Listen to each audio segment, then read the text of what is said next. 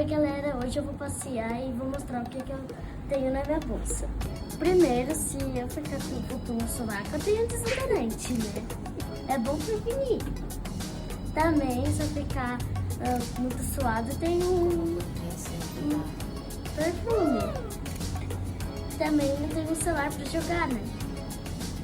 Também, se eu ver uma pessoa famosa, ela pode assinar.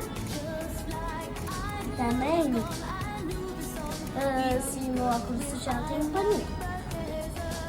Se meu cabelo bagunçar, eu tenho um pente.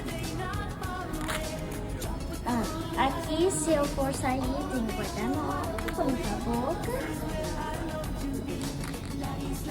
E também palito, vai que não tem lá, né?